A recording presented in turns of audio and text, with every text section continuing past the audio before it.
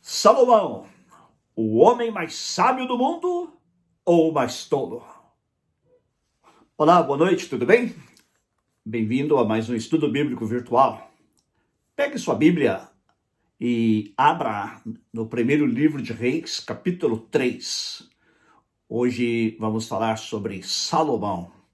Antes, porém, vamos orar. Pai, muito obrigado pela oportunidade de estudarmos agora a Tua Palavra. Ajuda-nos a aprender, Senhor, com a vida de Salomão, lições que ela encerra para nós nos dias de hoje. E que possamos aprender essas lições e integrá-las à nossa vida e colocá-las em prática. Em nome de Jesus. Amém. Como eu disse, hoje falaremos sobre Salomão. Salomão, conforme vimos na semana passada, foi o filho de Davi que o substituiu no trono. Salomão ascendeu ao trono numa época de paz e prosperidade para o povo de Israel. A Bíblia diz que ele ainda era muito jovem e que certa noite o Senhor apareceu a Salomão.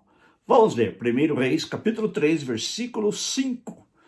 Em Gibeon, o Senhor apareceu a Salomão num sonho à noite e lhe disse: peça-me o que quiser e eu lhe darei. Uau, que coisa! Deus diz a Salomão que ele pode pedir o que ele quiser. Deus é o Deus que tem o poder de fazer qualquer coisa. E ele diz a Salomão: peça o que você quiser. E não tem nenhuma condição. Não tem nenhuma condicional. Peça se ou se. Não. Deus diz: peça-me o que quiser e eu lhe darei. No lugar de Salomão, o que você teria pedido?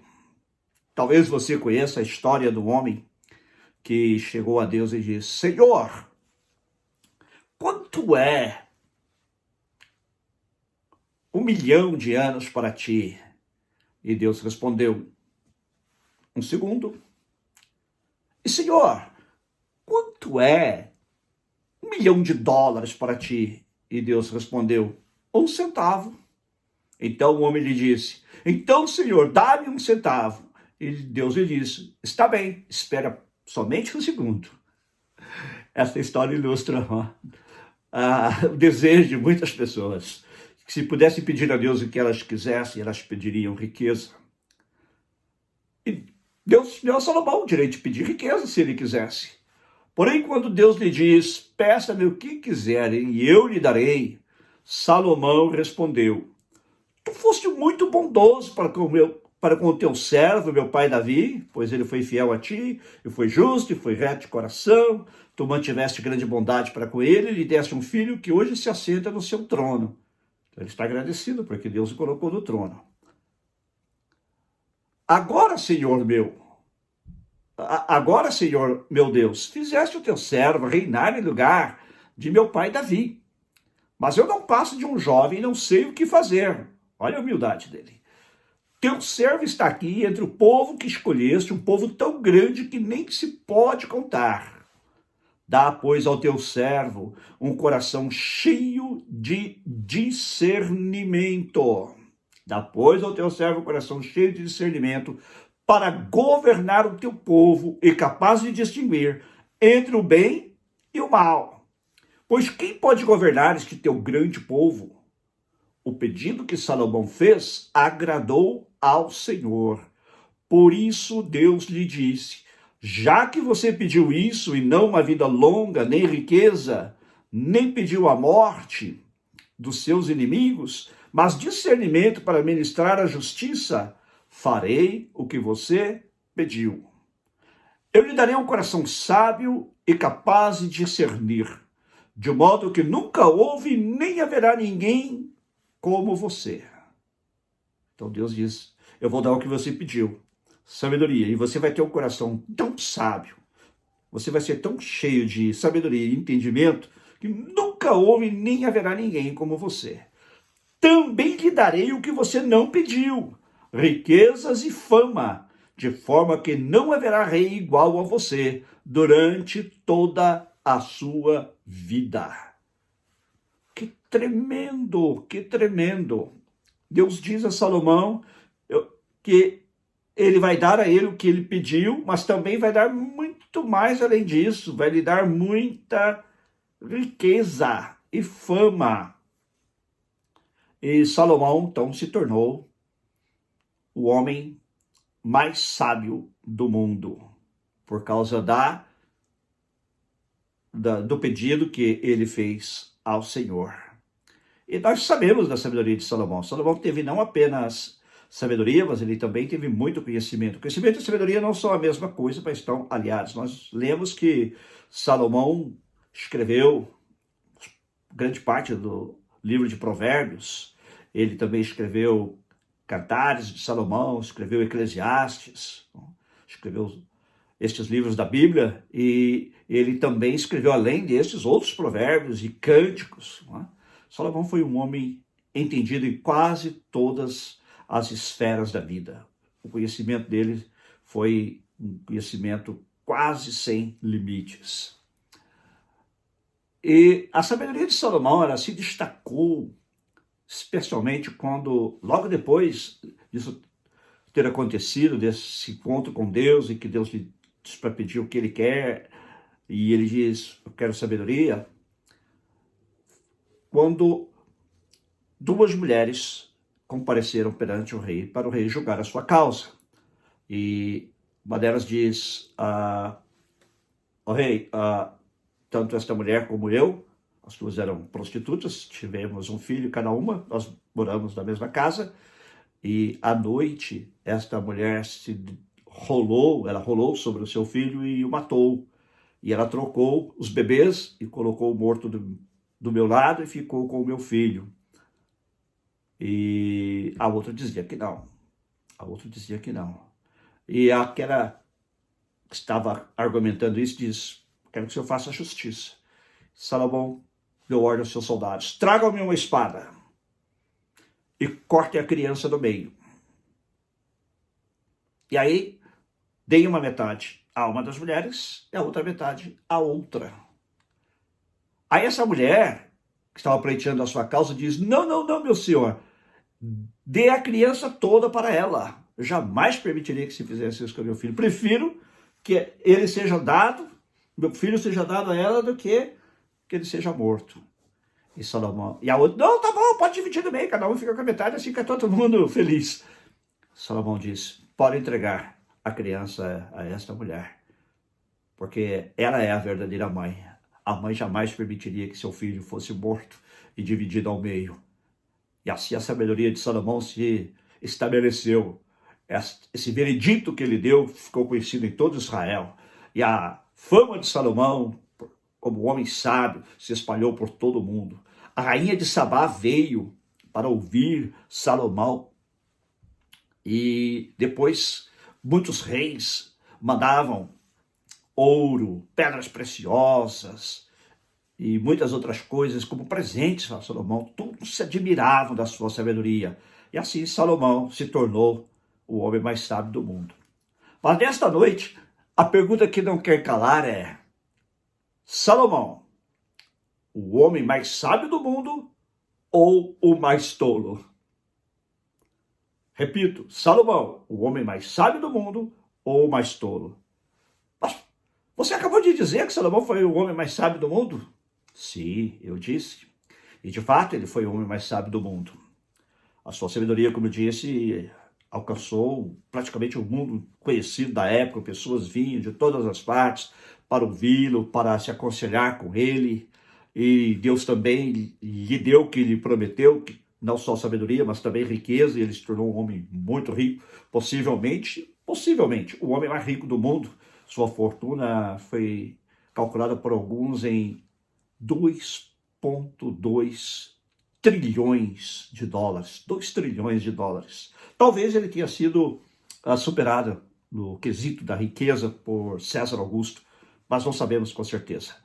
De qualquer maneira, 2 trilhões de dólares é muito dinheiro. Bill Gates e esses bilionários dos dias de hoje não chegavam nem perto de Salomão. O homem realmente era trilionário, não apenas bilionário, trilionário. Ele tinha mais dinheiro do que muitos países do mundo. O PIB do Brasil, para você ter uma ideia, o que o Brasil produz num ano não chega a 3 trilhões, se chegar, olha lá. Salomão assim ficou conhecido por ser este homem. Ele também reinou em paz. Ele não teve uma guerra na época de Salomão. Ele não se envolveu em guerra, não se envolveu em conflitos. Seu reino foi o reino de paz. Seu nome, aliás, Salomão, vem da palavra shalom, possivelmente Shalomon, que significa paz. E realmente houve paz durante o seu reinado. E ele teve o grande privilégio também de construir o templo do Senhor. O templo em Jerusalém, o templo que seu pai Davi tanto quisera construir e Deus não lhe permitiu construir porque Davi havia sido um homem de guerra, havia derramado sangue, mas Deus havia prometido que Salomão construiria este templo. E assim foi. Salomão constrói um templo maravilhoso para Deus e ele cresce em popularidade. Você pode ler sobre isso em 1 Reis, capítulo 6, até o capítulo 10. E Salomão constrói este templo lindo e o dedica a Deus. Então Deus lhe dá uma advertência. Vamos agora a 1 Reis, capítulo 9, versículos 4 a 9. Aqui Deus diz a Salomão: e se você andar segundo a minha vontade, com integridade de coração e com retidão, como fez o seu pai Davi, se fizer tudo o que eu lhe ordeno, obedecendo aos meus mandamentos, ou aos meus decretos e às minhas ordenanças, firmarei para sempre sobre Israel o seu trono, conforme prometi a Davi, seu pai, quando ele disse: nunca lhe faltará descendente para governar Israel. Mas se você ou seus filhos se afastarem de mim e não obedecer aos mandamentos e aos decretos que lhes dei, e prestarem culto a outros deuses e adorá-los, desarraigarei Israel da terra que lhes dei, e lançarei para longe da minha presença este templo que consagrei ao meu nome. Israel se tornará então objeto de zombaria entre todos os povos. E embora este templo seja agora imponente, todos que passarem por ele ficarão espantados e perguntarão: por que o Senhor fez uma coisa dessas a esta terra e a este templo? E a resposta será: porque abandonaram o Senhor, o seu Deus, que tirou seus antepassados do Egito, e se apegaram aos outros deuses, adorando-os e prestando-lhes culto. Por isso o Senhor trouxe sobre eles toda esta desgraça. Veja a advertência que Deus dá a Salomão. Olha, Salomão, se você me desobedecer, haverá consequências. Haverá consequências. E a Bíblia nos diz que, infelizmente, Salomão desobedeceu a Deus. Especialmente à medida que ele foi envelhecendo, ele fez coisas que não agradavam a Deus. Se você tiver sua Bíblia, ainda abra comigo em 1 Reis, capítulo 11. Logo no primeiro versículo diz: o rei Salomão amou muitas mulheres estrangeiras, além da filha do faraó. Eram mulheres moabitas, amonitas, edomitas, sidônias e hititas. Elas eram das nações a respeito das quais o Senhor tinha dito aos israelitas: vocês não poderão tomar mulheres dentre essas nações, porque elas farão desviar-se para seguir os seus deuses. No entanto, Salomão apegou-se amorosamente a elas, casou com 700 princesas e 300 concubinas, e as suas mulheres o levaram a desviar-se. Deus tinha dado ordem a Israel, na lei de Moisés, de que os judeus, os hebreus, não podiam se casar com mulheres estrangeiras. O texto aqui, inclusive, menciona essa ordem. E Salomão, sendo um rei, ele, como era comum naqueles dias, certamente fez vários casamentos com princesas. Aqui diz que ele casou com 700 princesas para manter um bom acordo de paz, de comércio com os reis dessas nações. Acontece, porém, que ele quebrou aqui vários mandamentos. Primeiro, ele casou com mulheres estrangeiras. Segundo, ele casou com muitas mulheres. Não é? Nós já vimos que o plano original de Deus é um homem e uma mulher.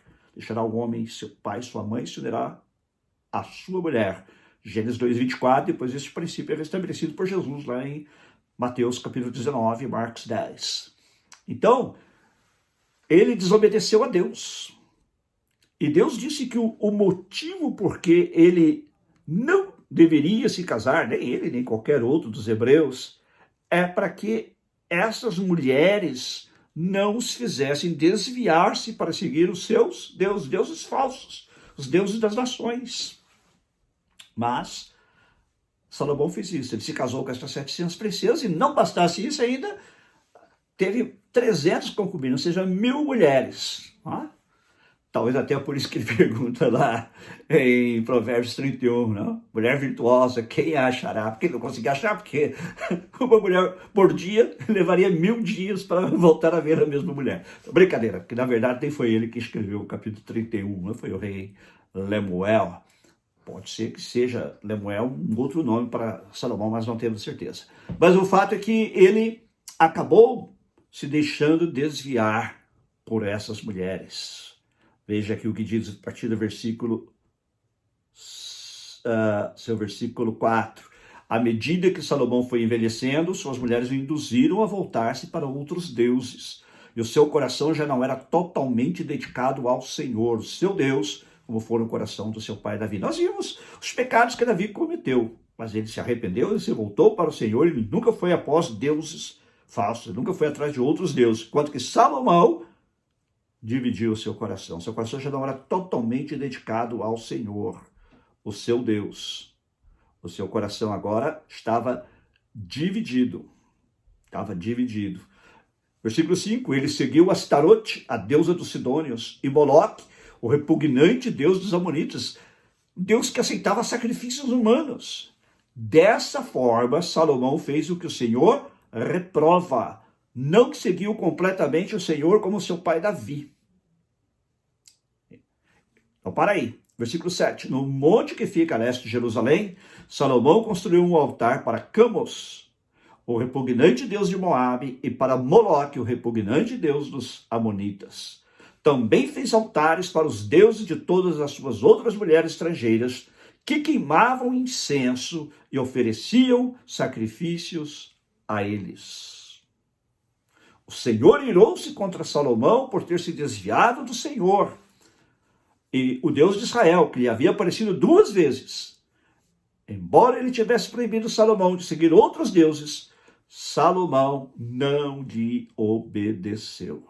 Então o Senhor lhe disse: já que essa é a sua atitude, você não obedeceu a minha aliança, aos meus decretos, os quais eu lhe dei, certamente lhe tirarei o reino e o darei a um dos seus servos. No entanto, por amor a Davi, seu pai, não farei isso enquanto você viver. Eu tirarei da mão do seu filho.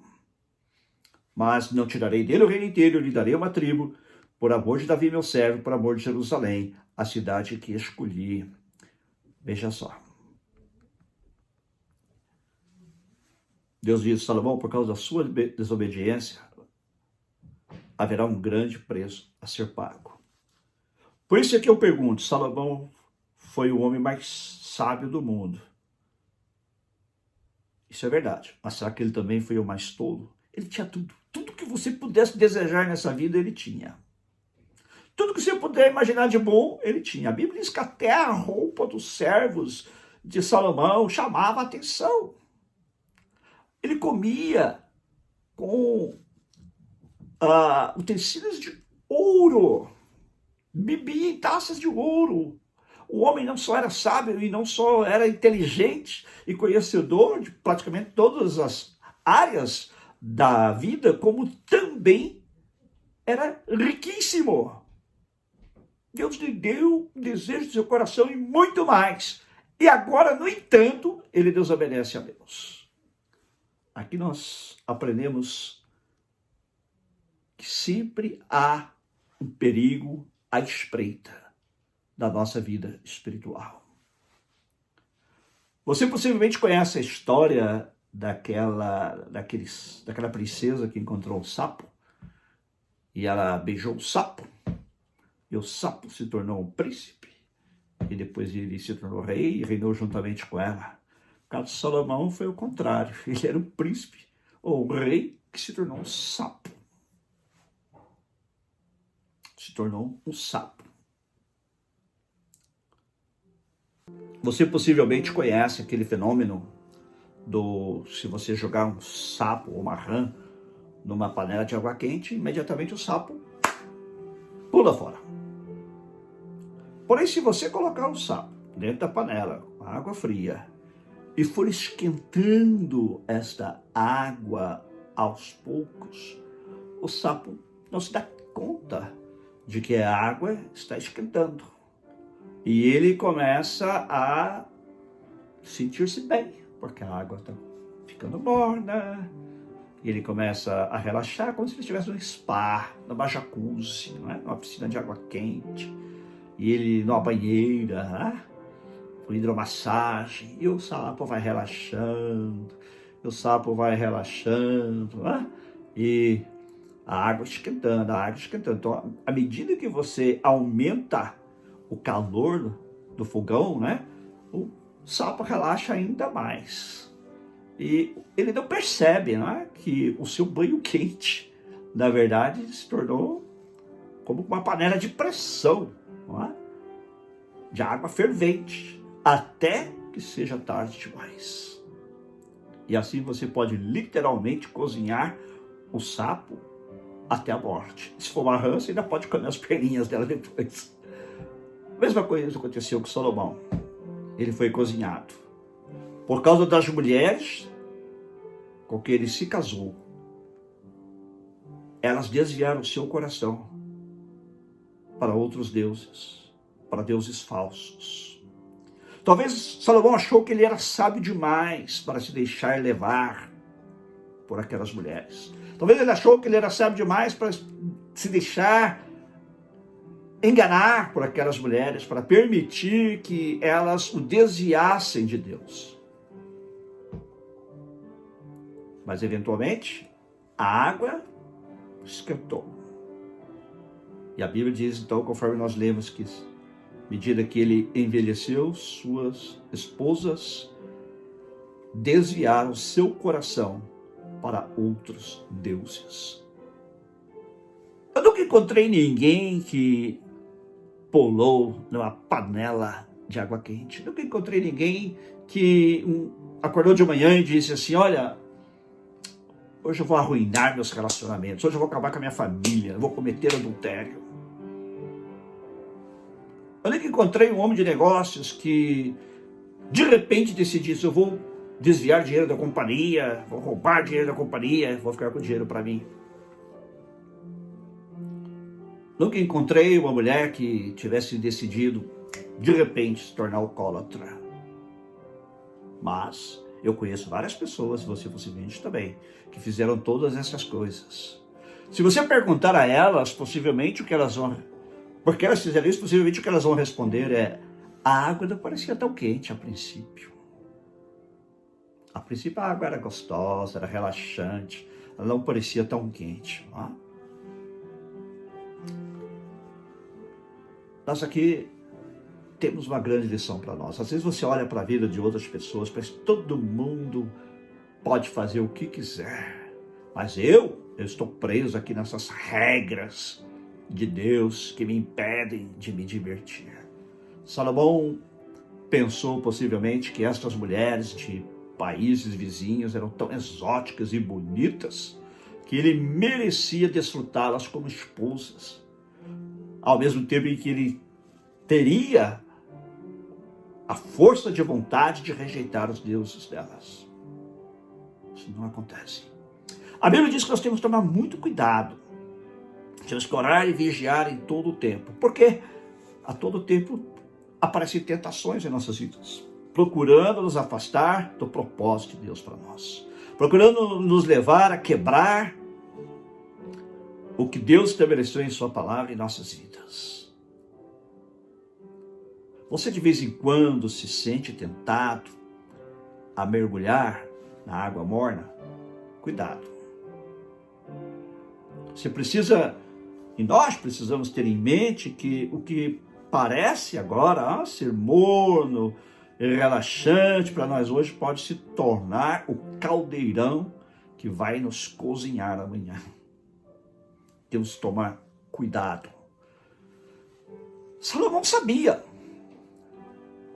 sobre o que acontece com sapos, né, que permanecem em panelas com água morna.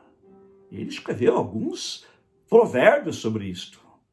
Por exemplo, ele diz: um homem pode andar, ou alguém pode andar sobre brasas quentes, sem que seus pés se queimem.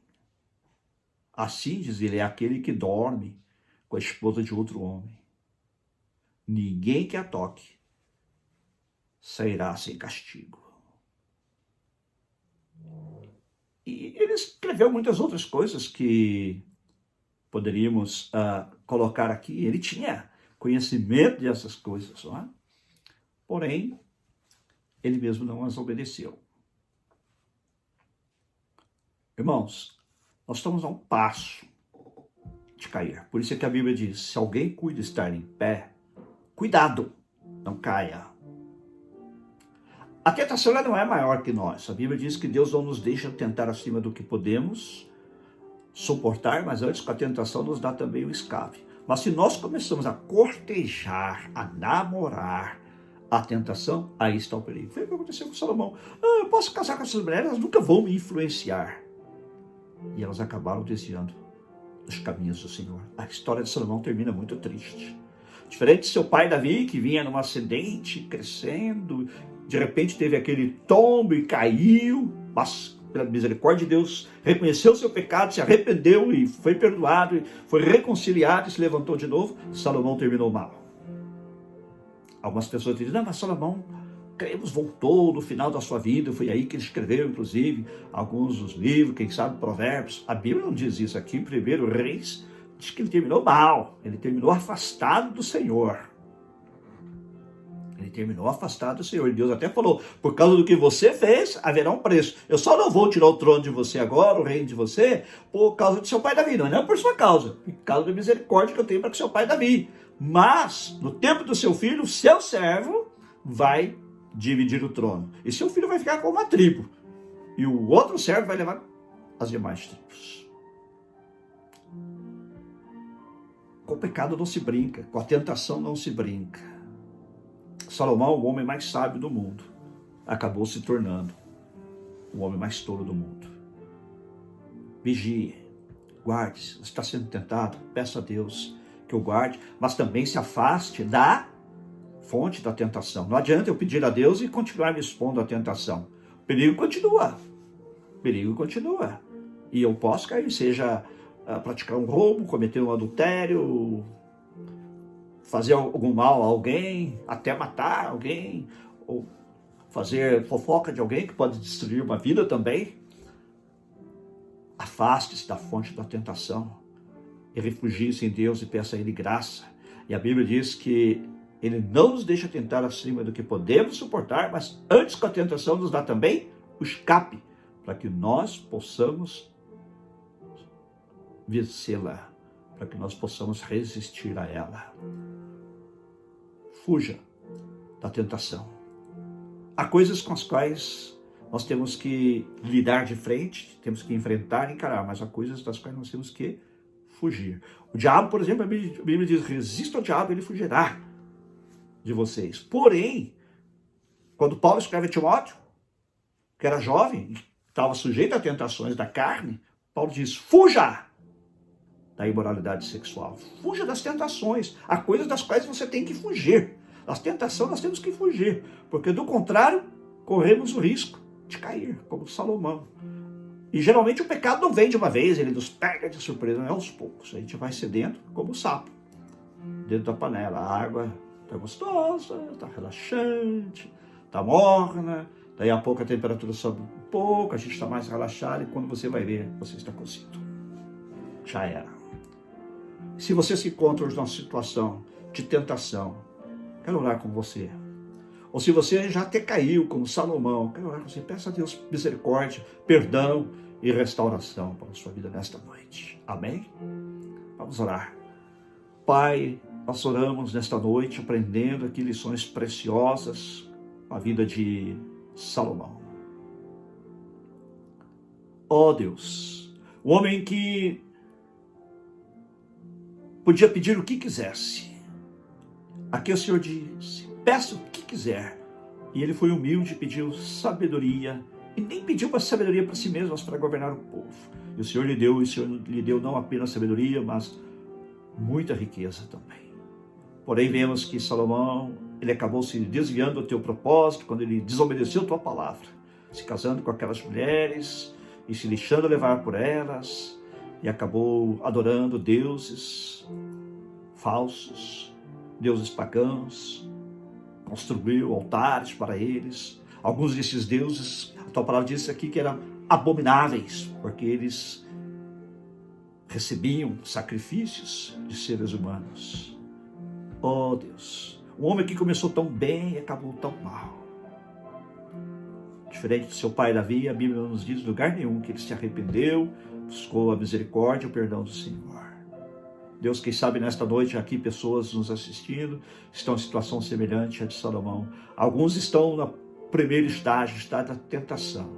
Senhor, dá-lhes discernimento, dá-lhes clareza, dá-lhes força e que eles possam fugir da tentação, fugir da fonte da tentação, fugir da imoralidade, seja ela sexual, financeira, de qualquer tipo de imoralidade, daquilo que não te agrada, aquilo que vai contra a tua vontade revelada nas Escrituras. Porque se nos expomos à tentação, corremos o risco de pecar. Dá-lhes tua graça para vencer a tentação, fugindo dela. E ninguém pode, Senhor, dizer que pecou, porque foi tentado além das suas forças, porque o Senhor dá força para resistirmos à tentação. Ajuda, pois, estas pessoas. E se há também pessoas, Senhor, que já caíram, como Salomão, se afastaram, seu coração está longe de ti, ou está dividido, como no caso de Salomão. Estar dividido é o mesmo que estar afastado do Senhor. Senhor, tem misericórdia destas pessoas, para que não terminem mal, para que não terminem como Salomão. Mas nesta noite, Senhor, traz o arrependimento aos seus corações pelo Espírito Santo. E leva-os ao arrependimento, Senhor. E perdoa aqueles que agora estão verdadeiramente arrependidos, ó Deus. Perdoa-lhes os pecados. Purifica-os com o sangue de Jesus. E restaura-os a comunhão contigo, Senhor. Em nome de Jesus. Amém. E se você ainda não teve encontro pessoal com Jesus, se você ainda não está servindo o único Deus verdadeiro, e Jesus Cristo não é seu Senhor e Salvador, quero orar por você também. Faça comigo esta oração.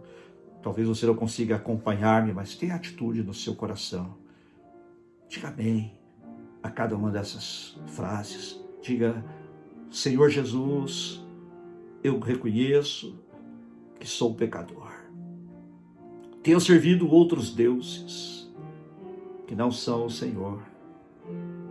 Tenho servido o ego, tenho servido o dinheiro, tenho servido o sexo, tenho servido outras formas de pecado. Mas eu reconheço que tu morreste por mim na cruz. Morreste pelos meus pecados.